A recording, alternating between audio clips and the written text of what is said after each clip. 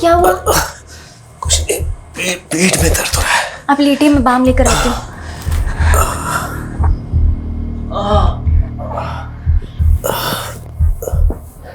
कितनी बार कहा है कि भारी सामान मत उठाया कीजिए। वर्कर लोग काहे के लिए रखे हैं? ज्यादा प्रॉब्लम हो गई और 10 दिन घर पे बैठना पड़ गया ना, तब पता चलेगा आपको। समझाइए अपने पापा को, क्योंकि इनसे ज्यादा समझदार तो आप हैं। थोड़ा आराम मिला? हाँ, आराम तो तुम्हारे हाथ लगाते ही मिल जाता है। अच्छा, तो एक काम करते हैं, एक क्लिनिक खोल लेते हैं। पेशेंट्स आएंगे, हम बस टच करेंगे और फीस ले लेंगे। खूब कमाई होगी और फिर हम उससे अपना एक नया बंगला ले लेंगे। सुनो, जितना टच करना है ना हमको कर लो, ठीक है? किसी और को किया ना बहुत बुरा होगा। तुम तो एक पर्सनल डॉक्टर हो ना। अच्छा। हाँ, और एक बंगले की बात, तो तुम्हारे लिए ना माल खरीदेंगे। अब पूछो माल का नाम क्या रखेंगे? का? रज्जी महल। सच्ची में? बातें बनाना तो कोई आपसे सीखे। अरे तुम भी तो सीख लो जरा। छोड़िए ना, बच्चे तीनों जगे हुए हैं, क्या कर रहे हैं? चौथे को भी जगने दो।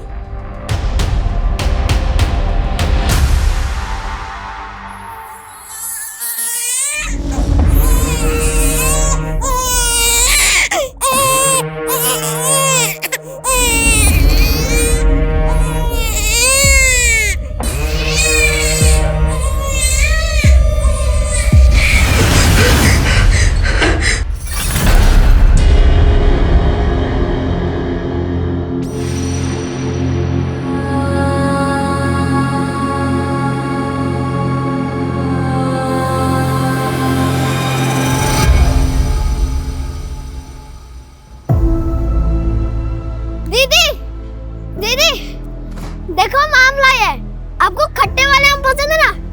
कहाँ से लाए हो?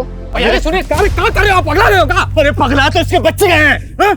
रुकिए, बेटा चोरी करता है और बहन खून। अरे भैया, बच्चों का मैटर है, भीड़ गए होंगे। अरे बच्चों का मैटर? मेरे बेटे को 16 टांके आए हैं, हॉस्पिटल में है वो, पता है? अरे तो उसका खर्चा हम दे रहे हैं ना। अरे रखो अपना खर्चा, हम बता रहे हैं। अगर हमारे बेटे को कुछ हुआ ना, पूरे परिवार में तुम्हारे मातम छाएगा, फिर वही तुम्हें खर्चा करना सबके। ए भैया जी, ए चुप रहो। नहीं तो अभी के अभी सबका खोपड़ी फोड़ देंगे, बता रहे हैं। अरे का मार बुरा दोगे क्या इन्हें? हम कह रहे हैं ना आपसे, हम इन्हें समझाएंगे। अरे समझाओ मत, इनको बताओ। जैसे कुत्ते को बांध के रखते ना पट्टे से, अपने बच्चों को बांध के रखे, नहीं तो बता रहे बहुत बुरा होगा। अरे हाँ हाँ चरण भैया, हम समझाएंगे ना, आप जाइए ना। और किसी चीज की कोई जरूरत हो तो बताइएगा। अरे नहीं चाहिए हमें कुछ।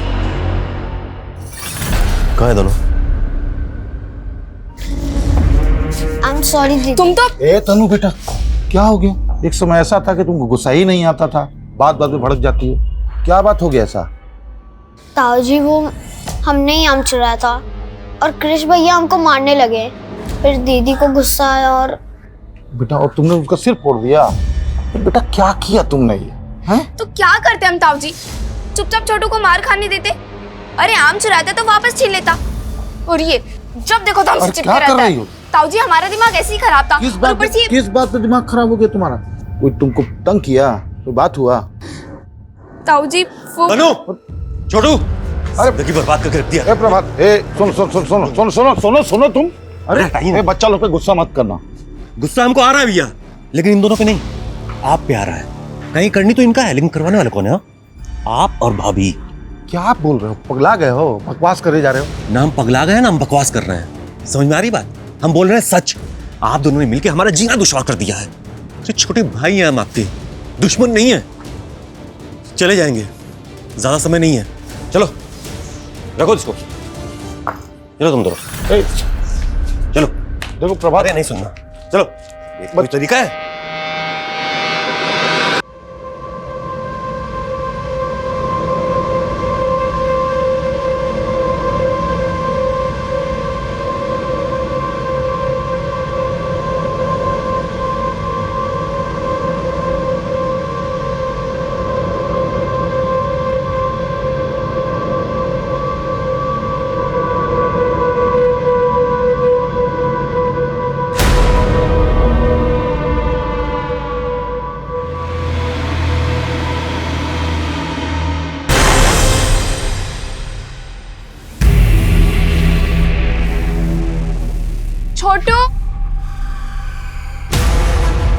छोटू, छोटू।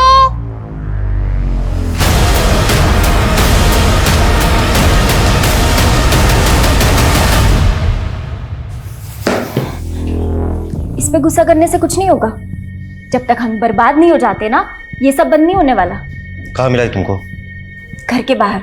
जब से ये सब मिलने लगा है ना कुछ गलत होता जा रहा है। अपनी तनु कितनी शांत स्वभाव की थी, कोई सोच भी नहीं सकता कि पत्थर मार के किसी का सर फोड़ देगी। अगर हम रंगे हाथ पकड़ लेते ना तो वही हाल करते जो तनु ने कृष का किया।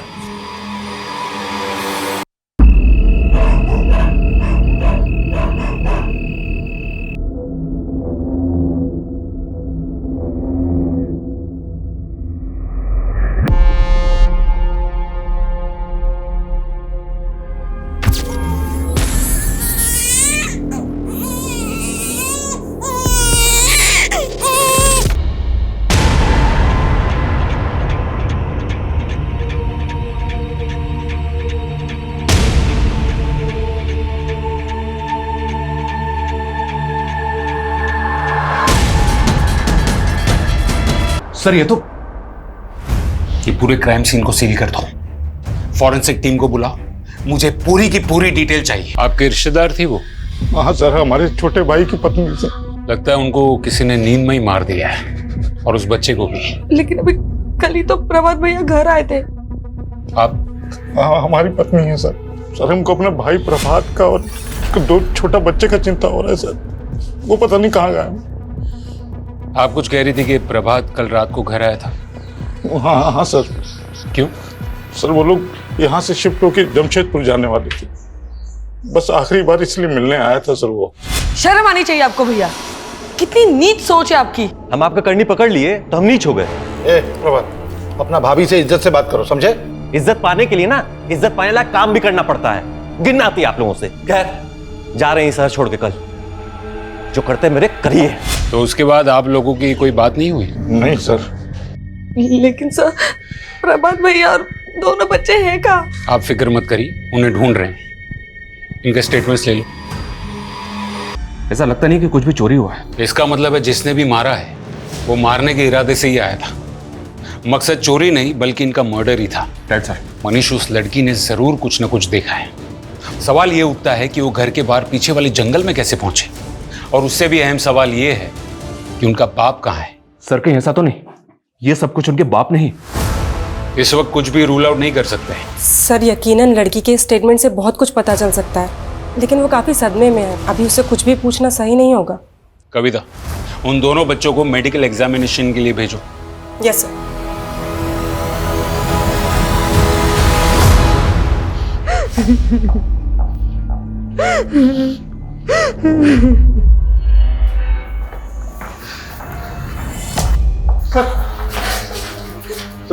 सर क्या बोले डॉक्टर?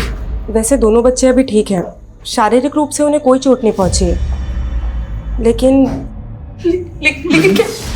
तन्नू के दिमाग पर असर पड़ा है। शायद उसने कुछ देखा है, लेकिन क्या, ये वही बता सकती है। बेटा देखो, तुम्हें कोई कुछ नहीं करेगा। तुम बस बता दो कि तुमने क्या देखा।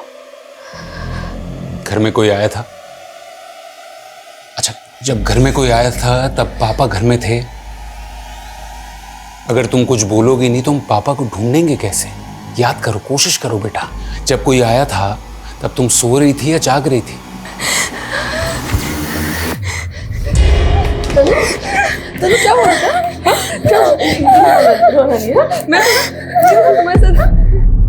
इसमें तो कोई शक नहीं है कि जब मर्डर हुआ तब तनु वहीं पर थी, क्योंकि तनु जब हमें जंगल में मिली तब उसके चेहरे पर और कपड़ों पर खून के छींटे थे। तनु और उसका छोटा भाई दोनों उसी कमरे में थे, पर किलर ने उनको नहीं मारा।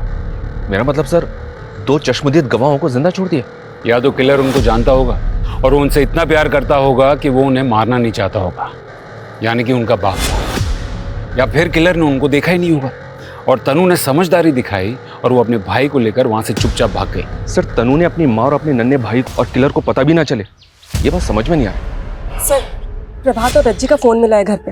हमने दोनों फोन फॉरेंसिक और साइबर वालों को दे दिए। तनु के लिए काउंसलर का इंतजाम हो गया? यस सर, कल से सेशन स्टार्ट हो जाएगा। छोटू ले बेटा, दूध पी ले। नहीं छोड़ो। क्या दे रहे तुम मेरे भाई को? क्या हुआ तुमको? क्या हुआ? क्या हुआ बेटा? हाँ? धर्म? पता नहीं, मैं तो दूध लेके आया था छोटू के लिए जो आपने मुझे दिया था। इतने में तनु ने मेरे हाथ से छीन लिया। बेटा ये तुम्हारे मामा है ना? हाँ क्या हो? वो ताई जी, हमें छोटू को दूध पिलाना था। ठीक है पिला। अरे छोटू दूध पी ले। मैंने क्या किया है? इसी का दिमाग खराब हो।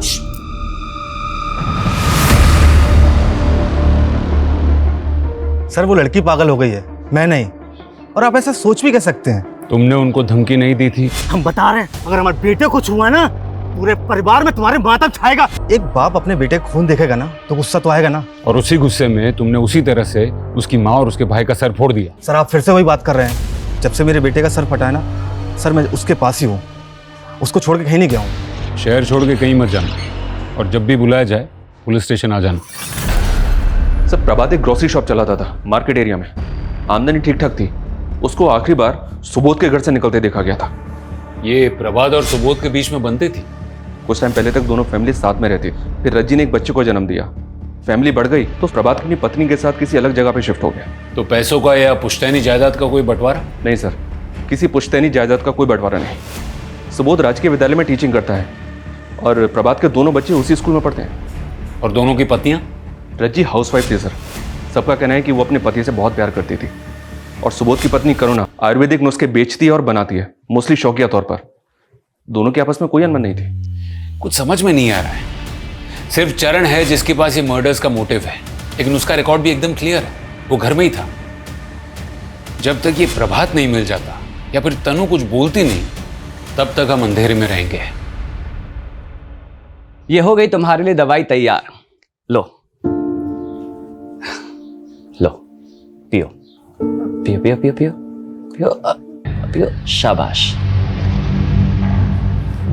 लो और पियो। ये इसे नहीं, तुझे पीना चाहिए। अरे अमन, तू कब आया? जब तू अपनी बेचारी का रोना रो रहा था। मैं कोई रोना नहीं रो रहा हूं, मैं अपनी जिंदगी में बहुत खुश हूं, अपनी खुशबू के साथ। देख रहा हूं मैं कितना खुश है तू। शादी करके घर बसाना चाहता था, सुंदर सुशील पत्नी चाहिए थी तुझे, और ससुराल वालों ने पकड़ा दिया ये डैमेज पीस। ए तमीज में रहो, समझे? मेरे तमीज में रहने से क्या तेरी किस्मत बदल जाएगी? मुझे देख, नो रिस्पॉन्सिबिलिटी, नो बंदिश। सुबह से लेकर शाम तक ऐश करता हूँ और रात को डबल ऐश करता हूँ। देख अमन, जब तक तुझे बर्दाश्त कर रहा हूँ, किसी दिन मेरा दिमाग घूम गया ना। तुम में से अमन कौन है? जी मैं हूँ। क्या हुआ? तुमसे कुछ बात करनी है। मैम, एक भी महीना ऐसा नहीं था कभी मेरी तनख्वाह देरी हुई हो। अच्छे इंसान थे मतलब हैं, अच्छे इंसान हैं। उनकी किसी से कोई दुश्मनी थी? सवाल ही पैदा नहीं होता मैडम। उसकी वाइफ को कितने अच्छे से जानते हो तुम? मैं मिला हूँ, 3-4 बार उनसे मिला हूँ। प्रभात भाई अपनी बीवी से बहुत प्यार करते थे। मेरे घर पे देना है। तुम्हारी भाभी का जन्मदिन है ना, उसके लिए साड़ी है। उसको तोहफा देने के बाद उसके चेहरे पे जो खुशी होती है ना, उसको देखने का मजा ही कुछ और है अमन बाबू। ठीक है, जरूरत पड़ेगी तो थाने बुलाएंगे। ठीक है।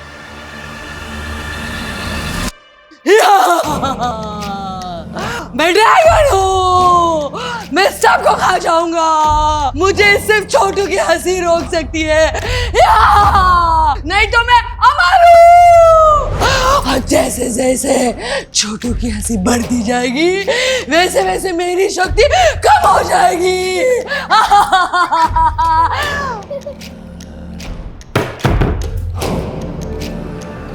ताई जी, ताई जी।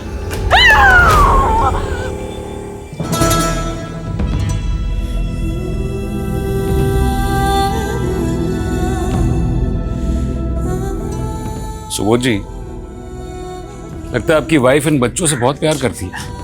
हाँ सर, करुणा के अलावा इन बच्चा लोग को इतना जल्दी कोई भी ठीक नहीं कर सकता था। इसका जान बसता था बच्चों में। और प्रभात की? मेरा मतलब है प्रभात भी इन बच्चों से उतना ही प्यार करता था। सर जितना आप करुणा का प्यार देख रहे हैं ना, उससे कहीं ज्यादा। प्रभात का पूरा जिंदगी बच्चा लोग और रज्जी के इर्द गिर्द घूमता है सर। अगर ऐसा है तो फिर ये प्रभात गायब कहाँ हो गया? हम जान रहे हैं सर आप क्या बोलना चाहते हैं, लेकिन हम पूरा विश्वास के साथ कह रहे हैं कि जो कुछ हुआ है ना, इसमें प्रभात का कोई हाथ हो ही नहीं सकता है। सर या तो प्रभात खुद ही कोई मुसीबत में फंस गया है, या वो रज्जी के पास। सर रज्जी के फोन से कुछ मीडिया डिलीट किया गया था, उसे रिट्रीव किया जा रहा है। रज्जी और प्रभात के कॉल रिकॉर्ड्स भी आ गए हैं। इनको ना तो किसी अननोन नंबर से कॉल आया था, ना ही इन्होंने किसी को कॉल किया है। इनफैक्ट सिर्फ 2 कॉल्स प्रभात को दुकान से आए थे, बाकी सारी कॉल्स उनके आपस में ही है।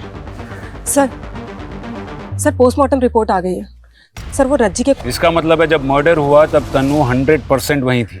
और सर पोस्टमार्टम रिपोर्ट में वही आया जैसा हमने सोचा था। सर क्राइम सीन पे जो पत्थर मिला, सर मर्डर उसी पत्थर से किया गया है, लेकिन सर कोई फिंगरप्रिंट या फिर डीएनए रिट्रीव नहीं हो पाया।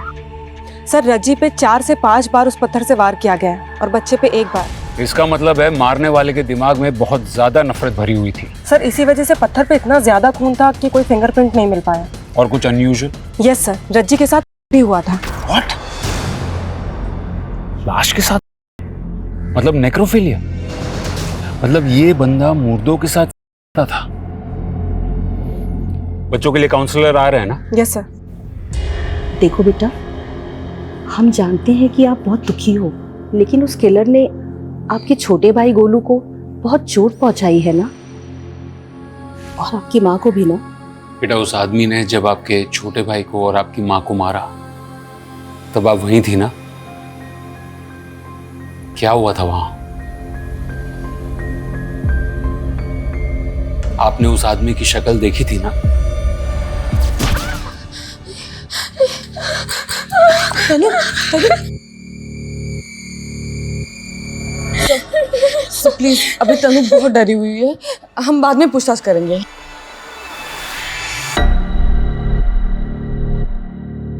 सर मैं समझती हूँ आपके लिए जानकारी बहुत जरूरी है। मैडम सिर्फ जानकारी जरूरी नहीं, जानकारी का जल्द मिलना भी जरूरी। कहीं ऐसा ना हो जाए कि जब तक हमें किलर का पता चले तब तक वो अंडरग्राउंड हो गया। आई अंडरस्टैंड सर, पर तनु अब तक सारी बातें बताने के लिए पूरी तरह से तैयार नहीं है।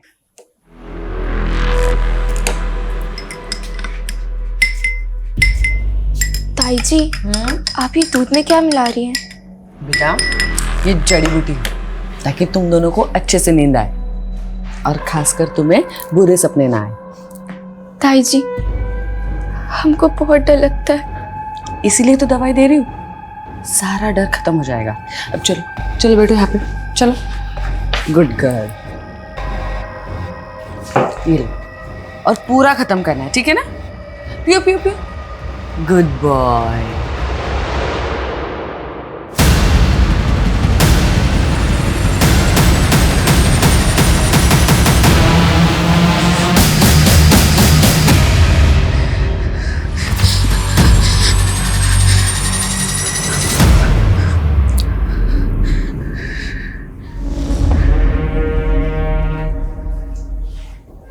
रज्जी महल। मैं कम इन सर? कम इन। सर रज्जी के फोन से जो मीडिया फाइल डिलीट हुए थे वो मिल गए। कुछ पिक्चर्स थे सर, ये। मतलब रज्जी किसी और के साथ? क्योंकि फोटो में इस आदमी की डील डॉल देखकर ये तो साफ पता चलता है कि ये प्रभात नहीं है। सर हो सकता है रज्जी को कोई ब्लैकमेल कर रहा हो। मुमकिन है सर प्रभात ने ये फोटो देख ली और गुस्से में आकर उसने रज्जी का खून कर दिया। गुस्से की वजह अगर बेवफाई है तो इंसान हैवान बन जाता है, वो कुछ भी कर सकता है। लेकिन उसने अपने बच्चे को क्यों मारा होगा? हो सकता है सर प्रभात को ये शक हो गया हो कि ये बच्चा उसका नहीं है, इसी आदमी का है, और शायद इसी वजह से। और सर उसके भैया भाभी बच्चों से जितना प्यार करते हैं उसे यकीन होगा कि वो उन्हें संभाल लेंगे। सर तनु ने अपने बाप को ही मर्डर करते हुए देखा होगा, शायद इसी वजह से वो ज्यादा सदमे में है और हमें कुछ बता नहीं पा रही है। लेकिन जब तक प्रभात नहीं मिल जाता तब तक सच्चाई बाहर नहीं आएगी। ये प्रभात के नाम का डबल अलर्ट जारी करो और साइबर टीम से कहो कि ये पता करे कि रज्जी को ये फोटोज किस नंबर से भेजे गए थे, और फॉरेंसिक डिपार्टमेंट से कहो कि उस बच्चे की डीएनए टेस्ट भी करवाए। सर हमको भी तो पता चले कि वो बच्चा प्रभात का था भी या नहीं। Okay sir.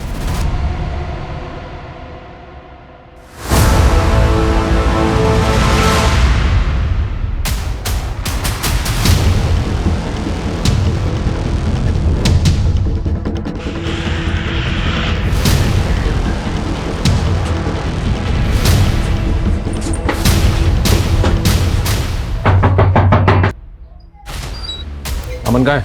समीर कौन आया? चल अरे अरे सर मैंने क्या किया सर? अभी थोड़ी देर में तू खुद बताएगा कि तूने क्या किया है। सर पर हुआ क्या है? सर सर सर तूने रज्जी को फोटो भेजे थे ना? सर मैंने नहीं भेजे, हो सकता है मेरे फोन से किसी और ने भेज दिया। तूने रज्जी को फोटो भेजे थे कि नहीं? सर मैंने भेजे थे। वो प्रभात भैया ने एक बार मुझे अपने घर भेजा था किसी काम के लिए। भाभी जी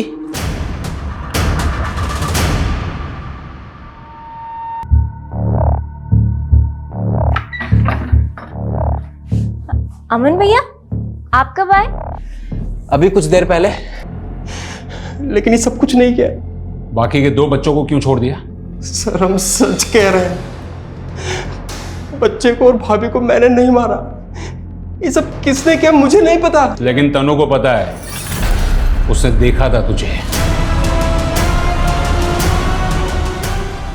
अच्छा बेटा बताओ, ये कौन है? अमन चाचा। बेटा उस रात वहां पर अमन चाचा ही थे ना? नहीं।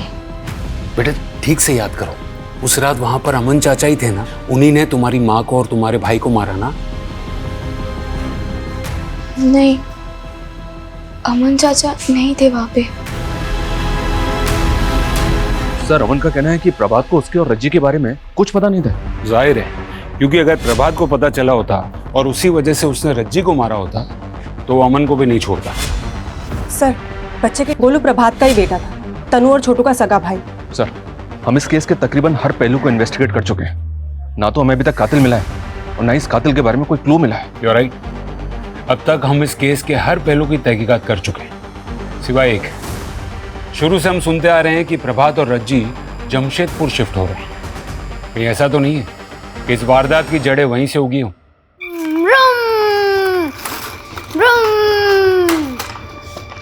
छोटू, हमको आज से बात ही नहीं करनी। हमसे गुस्सा हो तुम? देखो हमें तुम्हारी फिक्र है ना, इसलिए हम कभी कभी तुम पर गुस्सा करते हैं। कभी कभी तो आपसे डर भी लगता है। तुम्हें कुछ नहीं हो, इसलिए तो हम तुम्हें कभी अपनी आंखों से दूर होने नहीं देना चाहते ना। अच्छा सॉरी, कान पकड़ के सॉरी। मम्मी पापा तो छोड़ के चले गए, अगर आप भी ऐसा करोगे तो। सॉरी बोला ना, अब आजा जल्दी से। ये अब से हम लोग हमेशा साथ रहेंगे, खुश रहेंगे। हाँ दीदी, पर रहेंगे कहाँ? मैडम हम प्रभात को 20 सालों से जानते थे, वो बहुत अच्छा आदमी था। उनकी किसी से कोई दुश्मनी? सवाल ही नहीं उठता मैडम, लेकिन वो कहते हैं ना, घर का भेदी लंका ढाए। क्या मतलब? मतलब उनके भैया और भाभी उनके दुश्मन बने बैठे थे। लेकिन हमें तो पता है कि भैया भाभी दोनों बच्चों से बहुत प्यार करते थे। मैडम हम कहाँ मना कर रहे हैं इस बात से, लेकिन ज़रूरत से ज़्यादा प्यार भी जहर बन जाता है। करुणा भाभी प्रभात को अपने बच्चे की तरह समझती थी, रज्जी को भी फूलों की तरह रखती थी करुणा भाभी। लेकिन फिर तन्नू के जन्म के बाद करुणा भाभी ने बच्चे की सारी जिम्मेदारी अपने सर पर ले ली। कभी कभी तो यही समझ नहीं आता था कि बच्चे की माँ रज्जी है या फिर करुणा भाभी। बस यही बात रज्जी को खलने लग गई। हमें पता है कि जब प्रभात ने अलग होने की बात की थी तो दोनों भाइयों में काफ़ी कहासुनी हुई थी। जी बिल्कुल मैडम, करुणा भाभी की तबीयत फिर बिगड़ने लग गई, उन्हें दौरे से पड़ने लग गए। सुबोध भैया ने उनका इलाज कहाँ कहाँ नहीं करवाया। लेकिन फिर दोनों भाइयों के बीच में एक समझौता हुआ कि करुणा भाभी कभी कभी बच्चों से मिलती रहेगी। थोड़ा समय लगा, लेकिन करुणा भाभी ने इस समझौते को स्वीकार लिया। सर जमशेदपुर से कोई खास खबर नहीं है, सिर्फ इतना पता चला है कि प्रभात ने वहाँ पे घर किराए पे लिया था जहाँ वो शिफ्ट होने वाला था। हाउस ओनर नेबर से भी बात की पर कुछ अनयूजुअल मिला नहीं। लेकिन एक बात तो साफ है कि यहाँ करुणा और सुबोध ये बिल्कुल भी नहीं चाहते थे कि प्रभात और उसका परिवार शहर छोड़ के जाएं। करुणा जी, सुना है वो अपनी ममता में इतनी बेकाबू हो गई थी कि प्रभात और उसका परिवार शहर छोड़कर न जाए, इसलिए आपने टोने टोटके का सहारा लेना शुरू कर दिया था।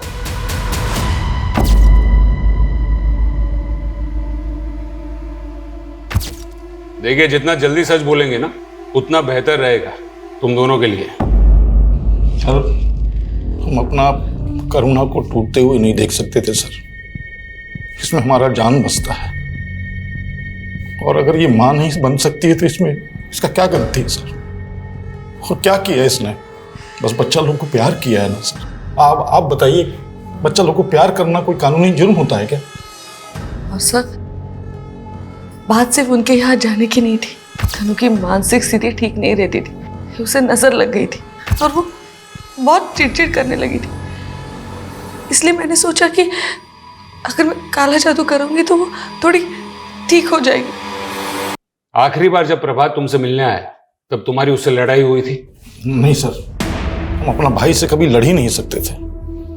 वो तो थोड़ा कहा सुनी हो गया था। प्रभात, अपना भाभी से इज्जत से बात करो, समझे? इज्जत पाने के लिए ना इज्जत पाने लायक काम भी करना पड़ता है। वो सब भूल गया था सर, वो सब कुछ भूल गया था जो हम उसके लिए किए थे। वो बस हमसे पीछा छुड़ाना चाहता था और इसीलिए तुमने उसकी जान ले ली। उन दोनों बच्चों को छोड़ दिया जिससे तुम्हारी पत्नी को लगाव था, लेकिन उस मासूम बच्चे की जान ले ली जिसे रज्जी ने अपने करीब रखा था। और फिर अपने बदले की आग में तुमने रज्जी की लाश के साथ भी। क्या बोल रहे हैं सर आप? कितना घिनौना इल्जाम लगा रहे हैं। सर कैसी बातें कर रहे हैं आप? सर हमने ऐसा कुछ नहीं किया, मैं कह रही हूँ ना, हमने कुछ नहीं किया है सर, कुछ नहीं किया है। इनके खिलाफ हमारे पास कोई सबूत नहीं है। सर तनु इनके ही घर में रह रही है, कहीं ऐसा तो नहीं कि इनके डर से वो कुछ नहीं कर रही? अनीश, वो उनकी गाड़ी में, सिर्फ शक के बिना पर हम कोई कदम नहीं उठा सकते। फिर भी उन पर 24 घंटे नजर रखो। कमाल है, हर कोई ऐसा कह रहा है कि हत्याकांड के कुछ दिनों पहले से ही तनु अजीब बिहेव कर रही थी। वो अपने छोटे भाई के लिए वो क्रिश पर जानलेवा हमला भी कर दिया। आखिर एक 10 साल की बच्ची में इतना अग्रेशन किस बात का? अरे वाह तनु बेटा, आज तो आपके चेहरे पे न गुस्सा है न डर। अच्छा एक बात बताओ, दुनिया में आप सबसे ज्यादा किससे प्यार करते हो? छोटू से। छोटू से? वो है ही इतना प्यारा, तभी तो आप छोटू को सबसे बचाते ही रहती हो, है ना? उस दिन भी आपने छोटू को बचाने की कोशिश की ना, इसीलिए आपने पत्थर से कृष का सर फोड़ दिया ना। इसका मतलब कोई भी छोटू को अगर तकलीफ देने की कोशिश करेगा तो मैं उसका सिर फोड़ दूंगी। सर तनु का केस थोड़ा पेचीदा है। उसे अपनी माँ की मौत देखने का, अपने भाई की मौत देखने का, अपने बाप के लापता होने का दुख तो जरूर होगा, पर उससे भी ज्यादा सदमा उसे छोटू को कुछ हो जाने के डर का है। इसका मतलब है कुछ ऐसा हुआ होगा जिसे तनु को लगे कि छोटू को खतरा है। वो छोटू को लेके अब भी इतनी पॉजिटिव है कि किसी को भी उसके करीब जल्दी जाने ही नहीं देती। जिस खतरे से तनु अपने भाई को बचाना चाहती है, क्या वो खतरा उसकी माँ और भाई की मौत से जुड़ा हुआ है या फिर उसके डर की वजह कुछ और ही है? और क्या ये खतरा अब भी कायम है? ये आप क्या बना रहे हो दीदी? ये रज्जी महल है, ये पापा ने हमारे लिए बनाया। यहाँ आंगन में होगा झूला और फिर यहाँ से ऊपर जाने के लिए हमारे कमरे में होगी सीढ़ी और हमारे कमरे में होगा एक गद्देदार बेड जिसमें तुम खूब उछलोगे, है ना? हाँ। माँ पापा भी वहाँ होंगे? क्या वो हमारा इंतजार कर रहे हैं? माँ तो नहीं, लेकिन पापा जरूर होंगे वहाँ पे। सब प्रभात की मौत हुई 12 दिन पहले और उसकी डेड बॉडी मिली है अभी 2 दिन पहले। पोस्टमार्टम में मौत की वजह? सर पे चोट। मतलब वैसे ही जैसे रज्जी और उसके बच्चे को मारा, लेकिन मर्डर के लोकेशंस अलग अलग हैं। जिस जंगल में प्रभात की लाश मिली, हो सकता है किलर ने प्रभात को उसी जंगल में मारा, वहाँ डंप किया और फिर प्रभात के घर चला गया। इसका मतलब है मनीष कि वो दोनों बचे हुए बच्चों को भी मारने की कोशिश करेगा। हमें तनु के बारे में और जानकारी निकालनी होगी। उसकी मानसिक स्थिति इस वारदात के पहले कैसी थी, उसका बिहेवियर, उसके दोस्त, सब कुछ। सर पूछताछ में पता चला है कि सुबोध ने स्कूल जाना शुरू कर दिया, जबकि हमें अभी ही प्रभात की डेड बॉडी मिली है। तनु की तो स्कूल में सबसे अच्छे स्टूडेंट्स में गिनती होती थी सर, और स्कूल के सारे स्टाफ को बड़ा दुख हुआ था ये सब जानकर। अच्छा, इस घटना से पहले तनु के साथ कोई हादसा हुआ था क्या? मेरा मतलब है कुछ ऐसा जिससे वो डर गई थी? नहीं सर, तनु के साथ तो ऐसा कुछ भी नहीं हुआ था। हाँ, लेकिन छोटू के दोस्त के साथ एक दुर्घटना जरूर हुई थी। क्या हुआ था? छोटू के दोस्त को सांप ने काट लिया था और बेचारे की डेथ हो गई थी। नाम क्या था उसका? रोहन। तनु, छोटू, सुनिए, आपने तनु और छोटू को देखा क्या? क्यों, क्या हुआ? पता नहीं कहाँ चले गए।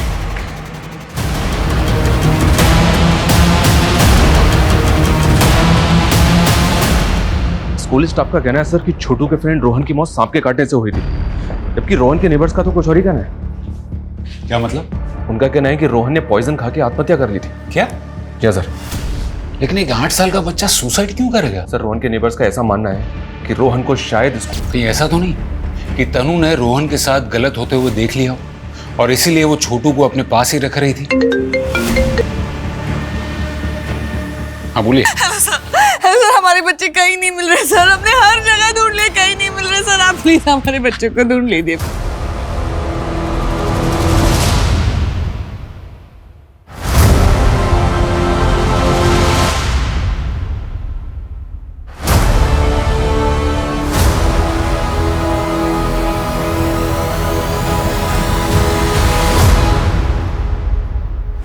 मॉलेस्टेशन? सर मैं यकीन के साथ तो नहीं कह सकती, लेकिन एक आदमी को देखा गया है स्कूल में जो अक्सर बच्चों के काफी करीब रहता था। बस दीदी अब नहीं पीना। बेटा थोड़ा और पी लो। नहीं आंटी। बेटा ऐसे किसी को बिना बताए कहीं चले जाना ये गलत है ना? कहाँ जा रहे थे? रज्जी महल जा रहे थे हम लोग। रज्जी महल? ये कहाँ है? अंकल, पापा ने जमशेदपुर में हमारे लिए घर बनाया है, उसका नाम उन्होंने रज्जी महल रखा है। हम वहीं जा रहे थे ताकि मेरे छोटू को कुछ ना हो।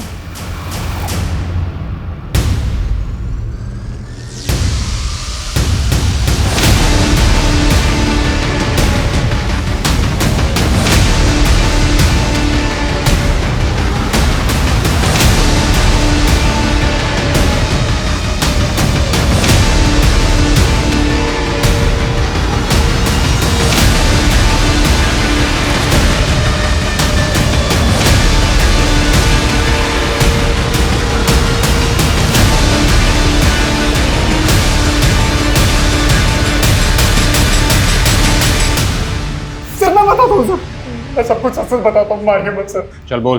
सर मैं स्कूल की कैंटीन में चीजें सप्लाई करता हूँ, बस मेरी एक ही गंदी आदत है सर, उसी में फंस जाता हूँ सर। सर ऐसे ही एक दिन मुझे रोहन मिल गया और रोहन ने तो आत्महत्या कर ली, लेकिन तुझे डर था कि तन्नू कहीं तेरा राज ना खोले, इसलिए सबसे पहले तूने प्रभात को मारा और फिर उसके घर गया उसके पूरे परिवार को मारने के लिए। सर मैं मानता हूँ कि मैं गंदा आदमी हूँ, पर सर मैं कातिल नहीं हूँ सर, मेरे यकीन मानिए सर। अच्छा बेटा बताओ, आपने उसका चेहरा देखा था? कौन था वो? बताओ बेटा, कौन था वो? क्या वो धर्म मामा थे या कोई और? मुझे इसी बात का डर था। तन्नू का दिमाग उस हादसे की याद को दबाने की कोशिश कर रहा है। हमको उसका चेहरा याद नहीं है, एकदम याद नहीं है। अगर वो कह रही है कि उसे कुछ याद नहीं, तो वो झूठ नहीं बोल रही, बल्कि उसका दिमाग उसके साथ खेल रहा है। उसका ब्रेन उसे ये सोचने पे मजबूर कर रहा है कि छोटू की जिंदगी की सलामती ही उसके लिए सबसे ज्यादा जरूरी है। हमें उसे थोड़ा और वक्त देना चाहिए। अमन, सुबोध और धर्म, ये हमारे 3 सस्पेक्ट्स हैं। अमन और धर्म सेक्सुअल ऑफेंडर्स की लिस्ट में आते हैं और वो हमारी हिरासत में। अमन और धर्म ने बाकी सारी चीजों को मान लिया है, लेकिन ट्रिपल मर्डर से साफ इनकार कर दिया है। फॉरेंसिक भी धर्म के फेवर में है। किसी ने भी उसे प्रभात के घर आते जाते देखा नहीं है, यहाँ तक कि उसकी फोन की लोकेशन भी वहाँ की नहीं है। ये रैंडम किलिंग भी नहीं हो सकती सर, क्योंकि प्रभात को उसके घर में नहीं मारा गया। इसका मतलब साफ है, प्रभात को मारने वाला उसको और उसकी फैमिली को अच्छी तरह से जानता था। बिल्कुल, उसने पहले प्रभात को मारा होगा और फिर वो उसके घर गया होगा। रात का वक्त था, इसलिए जाहिर है सब लोग सो रहे होंगे और इसलिए वो दीवार फांदकर कुंडी तोड़कर घर में घुसा होगा। उसे कहीं विश्वास था कि तनु और छोटू कुछ नहीं बता पाएंगे, इसलिए रज्जी और छोटे बच्चे को मारने के बाद वो उन दोनों के पीछे भागा नहीं, ना ही उन्हें ढूंढने की कोशिश की, बल्कि मरी हुई रज्जी का रेप करने लगा। ये ट्रिपल मर्डर को अंजाम देने वाला घर में सिर्फ और सिर्फ अपने दिमाग के फितूर को शांत करने आया था।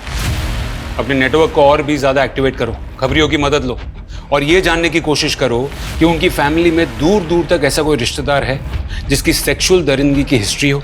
Okay sir. Okay sir.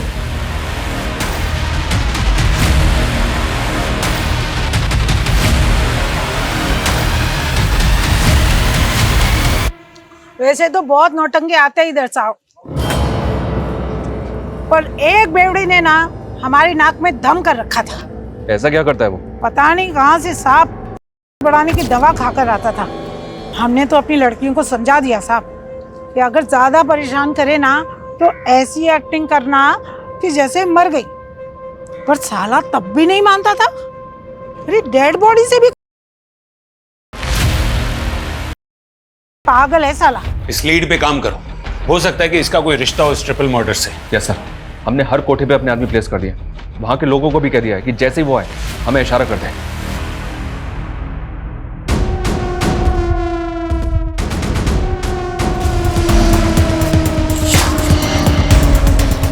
Sameer Sheikh, अमन का बड़ा भाई। नहीं सर, नहीं सर, नहीं सर। चल बोल।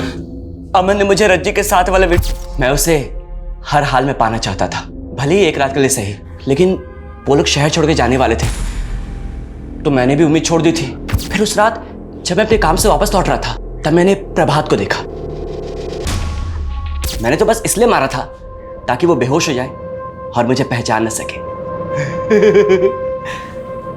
लेकिन वो तो मर गई। और वो बच्चा, उसकी आवाज मेरे कान में चुभ रही थी। इतनी हैवानियत, इतनी दरंगी।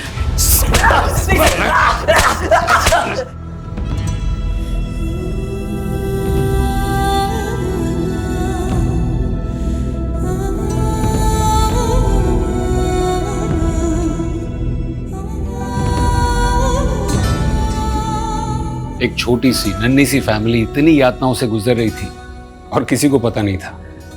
एक तरफ अमन रज्जी को ब्लैकमेल करके सेक्सुअली एक्सप्लॉइट कर रहा था, तो दूसरी तरफ तन्नू ने जब पता किया कि उसके छोटे भाई के दोस्त के साथ दुर्व्यवहार हो रहा था तो वो अपने भाई को बचाने की कोशिश में लग गई।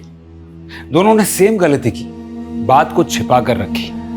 अगर रज्जी ने आवाज उठाई होती या तन्नू ने भी आवाज उठाई होती ना, तो या तो यह हादसा होता ही नहीं या फिर कातिल बहुत पहले पकड़ा जा चुका होता। और रही बात समीर की, तो न सिर्फ अपनी सेक्स की ताकत बढ़ाने की दवाइयों का डबल डोज ले रहा था, बल्कि अपनी पत्नी को गलत दवाइयां देकर एक जिंदा लाश बनाकर रख रहा था ताकि वो अपने सेक्सुअल इरादों को उसके साथ जी सके। हर बीमारी का इलाज होता है अगर सही समय पर पहचान ली जाए तो। अगर हम अपने प्रॉब्लम्स को छिपाने के बजाय उसे शेयर करें, सही लोगों तक पहुंचने की कोशिश करें, तो बड़े से बड़ा हादसा होने से टल सकता है।